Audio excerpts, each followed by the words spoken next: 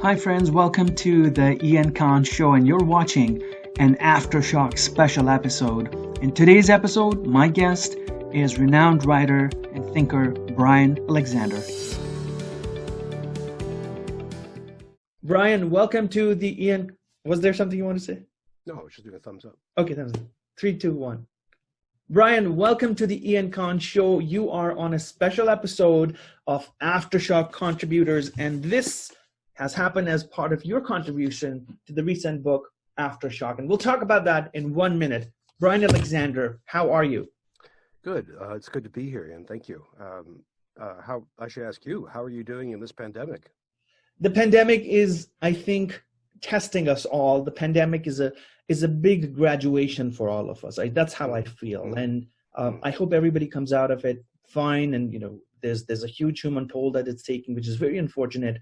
But I really think this is it's just a graduation test for us, where we are supposed to find out who we are and what we're made of and what our capabilities are. I'm doing okay for now, but just trying to work, just trying to do things, connect with people online, using the most of my time as much as I can to create value wherever I can.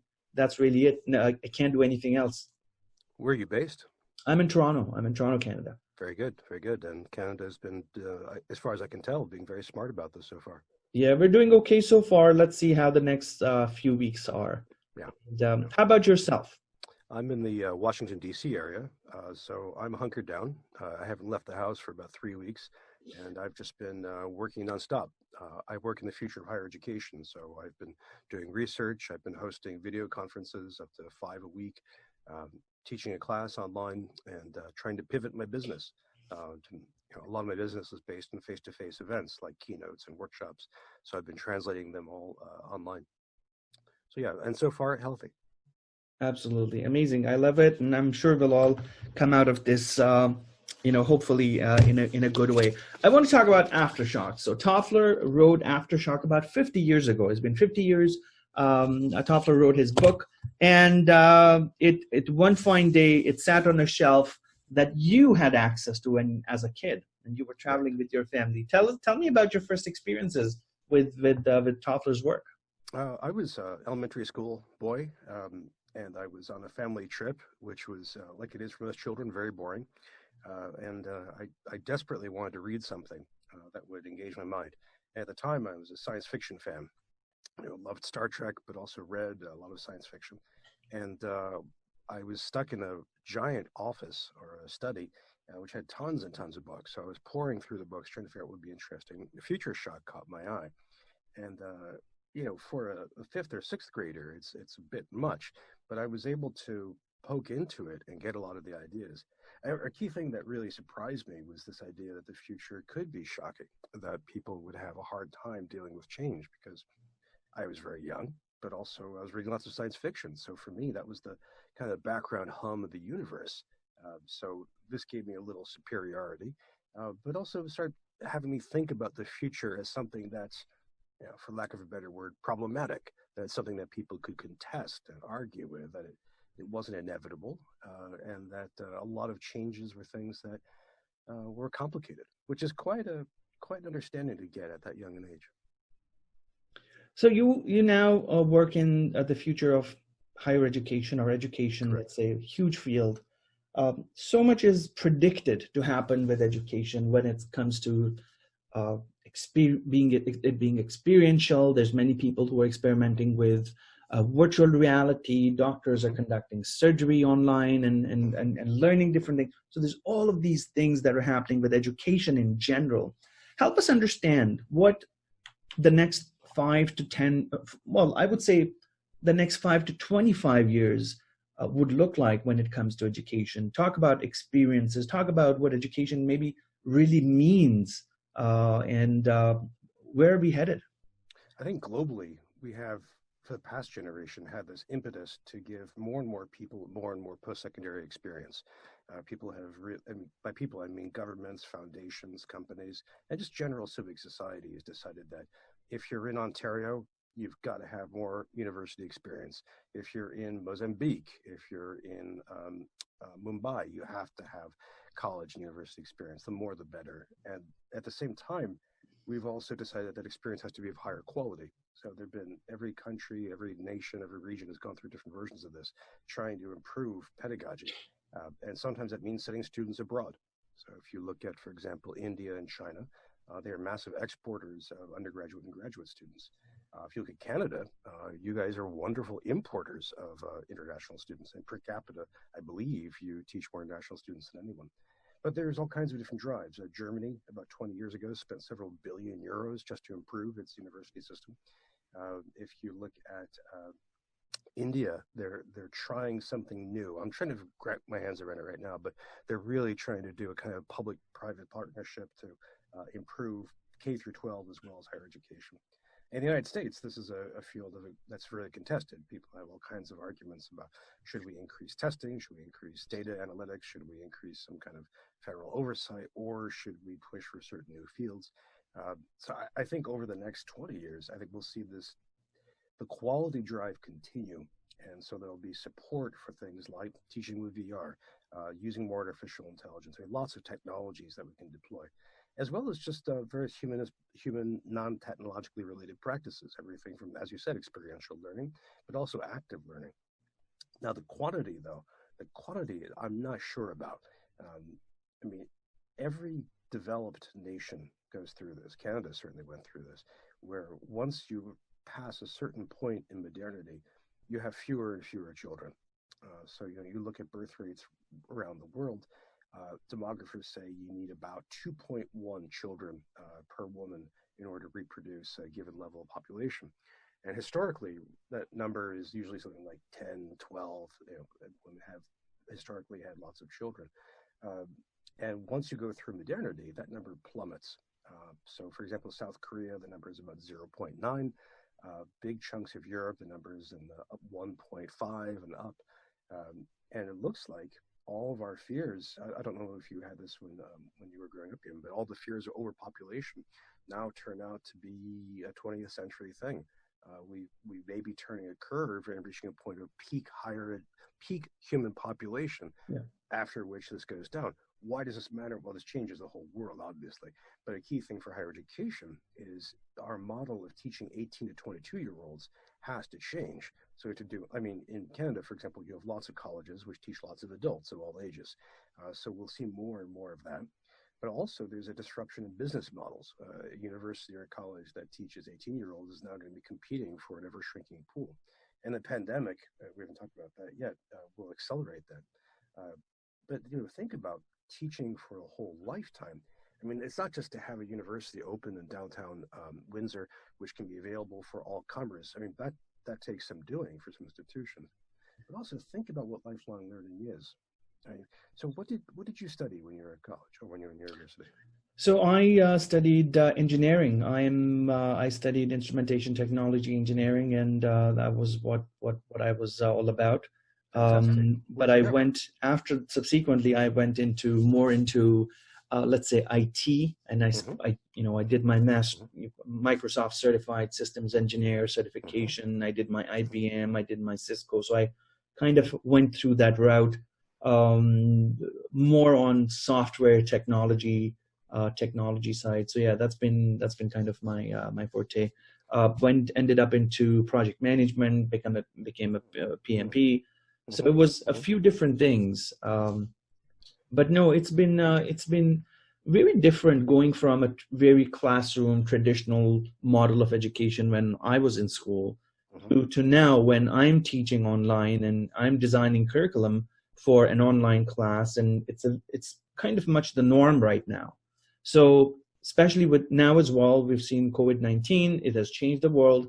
It has put many people into a new environment where they were not comfortable before, but now they don't have a choice. What are your thoughts of that? Maybe technology, I don't know if Toffler could ever predict this, but he talked about technology increasing rapidly and the pace of technology increasing, but not the fact that we would be thrust into using technology.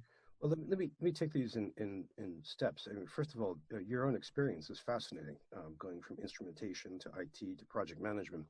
And think about what this means, though, for a university. If we have a very young Ian, he's 18, goes in, and we teach him engineering, all the principles of how to do fine instrumentation and stoichiometry. That's all great. Okay.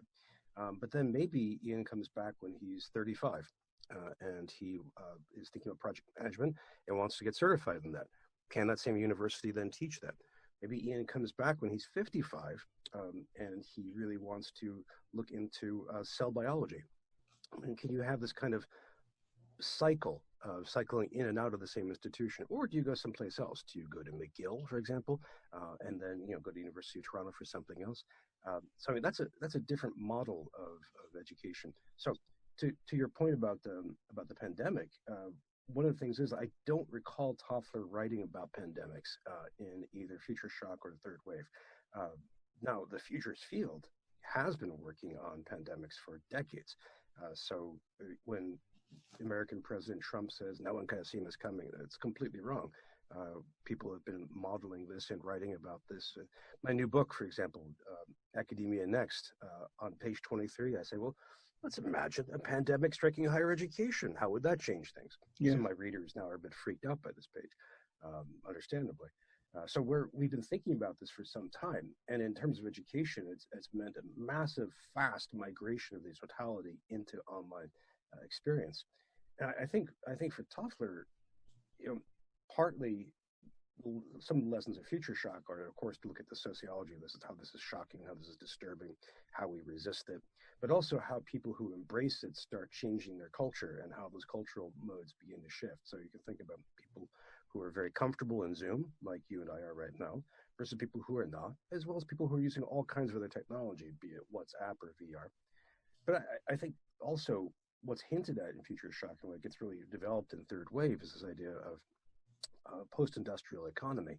And so what we're doing is we're shutting down the industrial economy, what's left of it in North America, and we're pushing into this kind of post-industrial experience. I mean, what you do, working with IT and working project management, and now with podcasting, is a great example of that. This is kind of symbolic manipulation.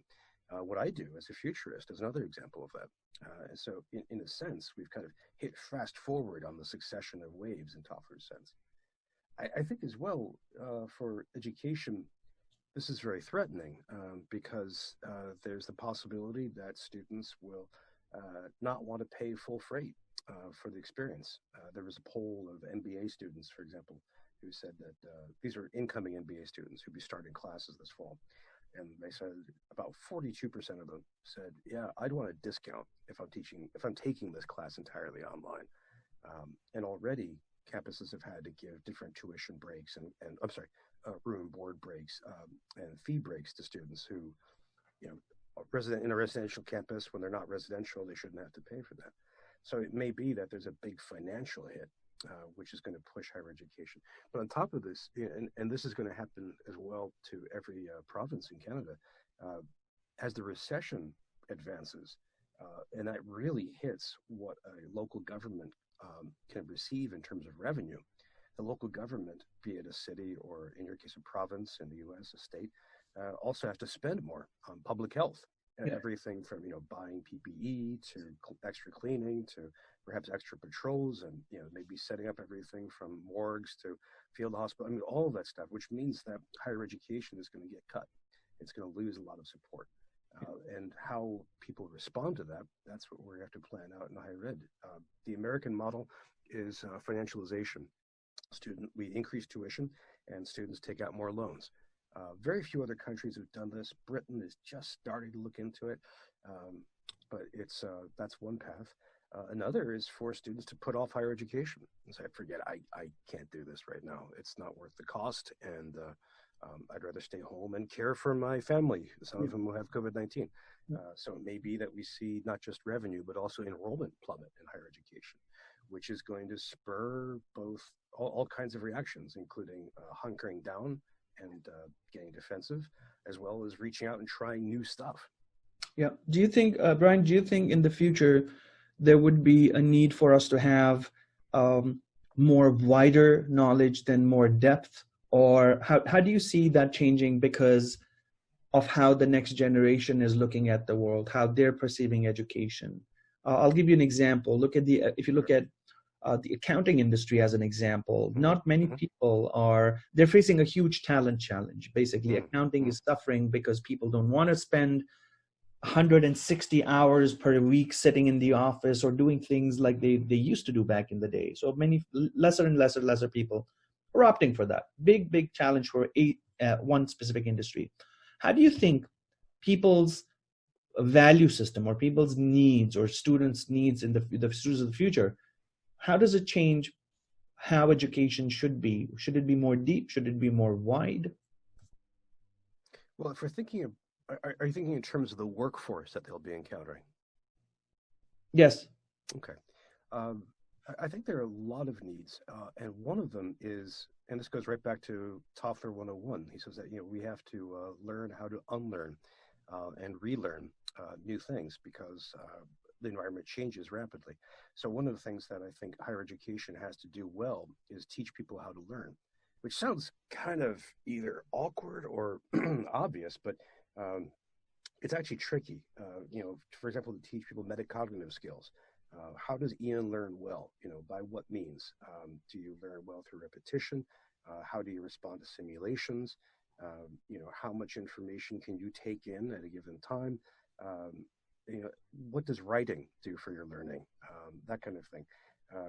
Students have to learn how to do this because they're not always going to be at the university. They're going to take off like you did, and you're going to head out and get certificates in something or pursue another path. So that's one key thing. The second is, this is kind of off the radar now because of COVID-19, but is to think about automation and the huge impact on automation. By that, I mean everything from robotics to artificial intelligence and to, software that isn't quite as mighty as artificial intelligence, but does a lot of the same functions like facial recognition, pattern recognition. And then we have to think hard about what does it mean to work in that field? So, for example, you are making a podcast. To what extent will you be able to rely on automation? Can you run software that will do sound correction? How much can you automate in terms of getting guests and scheduling them? What about being able to run software that can scan the world of podcasts and give you a sense of the marketplace? To what extent does that become part of the podcaster's job? Same thing with project management or my field, Futurists. We already have projects like Shaping Tomorrow, which automate gathering information and horizon scanning. There's a product I was looking at that does data analysis, and it actually produces prose. It produces sentences and paragraphs as a result. I'm not saying the question of will we lose jobs. I'm saying right now, in this stage, we're thinking about what does it mean to work with automation. Yep. And higher education has to teach us how to do that well. Yeah. Let me read. I wanted to read this from your writing in Aftershock. Please. So it's a quote. It says, "I was powered by Toffler pushing campuses to consider the tech, just starting to peer over the horizon, mobile devices, augmented reality, games for learning, but I hit a wall." And tell us about that hitting a wall. Are we still hitting a wall when we talk about technology and higher ed and learning?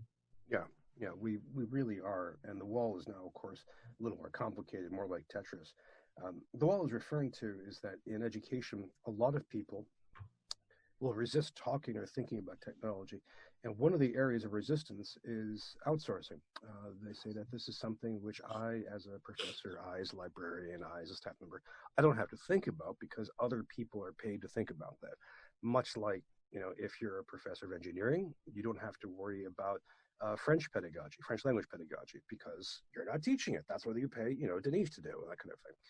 So on campuses, you have big IT departments, and that's their job. So that was one part of the wall. The second brick is simply the resistance. And the resistance to technology, I don't mean in the terms of thoughtful critique. I mean in the sense of I don't like technology. So people who will call themselves Luddites, for example, or people who will speak about technology in blanket senses, but then be hypocritical in how they actually engage with it. For example, someone who will say, I can't stand technology. I think we depend too much on technology. And if you look at them, they're wearing glasses. They're taking some kind of advanced pharmaceutical. They may have traveled to you in a car or an aircraft. And you ask them, are those technology? And they say, yes. Well, which parts can you do without? And it gets a little tricky. It turns out what they mean by technology is some particular sliver that gets their attention, like, say, Google Glass. The great British science fiction writer Douglas Adams once said, quote, technology, unquote, means anything invented after you are 30. And I think there's a lot of truth to that. And so I try to, it was difficult to work with folks like that. But if I would talk about the future of education, then both of those audiences, the wall would crumble because they would all be interested. The people who call themselves Luddites are usually concerned about the future of technology in general, and they're happy to talk about all kinds of parts of it, from demographics, as you and I were just talking about, to economics, to curriculum, to pedagogy. And the people who outsource to thinking about technology, now they can come back in. I think futures thinking is one of the great interdisciplinary initiatives that humans have ever come up with. I love it. I love it. Thank you so much. I know we're running out of time, but I want to take maybe the last couple of minutes and get your insights on what direction would you suggest and advise people who are watching this, this series, who are in the field of future education. What are maybe 1, 2, or 3 steps that you would ask them to take towards the future, so that the outcomes for the higher ed are different and they're better? Like literally, a university dean, a principal, whoever is leading charge in a university or in a higher education setting, what should they do? First of all, they should participate in conversations about this stuff. And that sounds cheesy, and I don't mean it to be. What I mean is to engage with discussion with people around the world, but especially outside of your normal areas. So to talk outside of your discipline, to talk with people in other campuses, to talk with people in other nations, and as well as other fields, just to try to get a sense of where they see education going. A second part of that, and related to it, is to build featuring capacity at your own institution. So this could take many forms. This could be, say, an informal study group that meets over drinks every Friday night or every last Friday of every month, to look at what's happening in higher education and try to look forward. Maybe have a video or a reading to chew on and think about. In some campuses, it takes the form of staff who actually do regular research, such as horizon scanning or signal scanning, to try to figure these things out. They may produce scenarios and bash them around and see what they're like. This can then feed into strategic planning in all kinds of ways. And the third is just this mental attitude. I think of it sometimes as the science fiction attitude, the idea that the future is different than the present. There are all kinds of similarities, all kinds of continuities, but to imagine that Thursday is different from Wednesday, and that 2030 will be a different planet than 2020. Science fiction, watching science fiction movies, reading science fiction books is a good way to get into that mindset. It may also be just talking with little kids, elementary school age, where we began this podcast. Maybe that's a really good way, because they are in a very, very different world. And I think we need to have that mindset. And once you're in that mindset, then you can really cut loose and learn a lot. Absolutely. Thank you so much. So participate in discussions, build capacity, and change your mental attitude, because that's where the future is created. That's where we are headed. I am so thankful for you for jumping on this podcast, Bryan, and sharing your insights. I also want to point people to Aftershock, wherever they are. Check it out and see what we're doing with Aftershock. Tons of insights in there. But tell us also, as we part, where can people find more about you, and where can they find your book? Well, first of all, to find out more about me, I would go to futureofeducation.us, and there you will find links to my blog, to my monthly trends analysis report, to our book club, and also to our weekly video conference discussion, the Future Trends Forum. You can also find me on Twitter. I'm Bryan Alexander, BRYAN, ALEXANDER. And you can find my book, Academia Next, either on Amazon or Johns Hopkins University Press. And Ian, thank you very much. These are great questions. It's a real pleasure to be on the program with you. You're very welcome. It's my pleasure to have you, and honored to be a co-contributor with you with Aftershock and all the other people who've contributed. Thank you so much, Bryan. Here. And we'll see you next time. Thank you.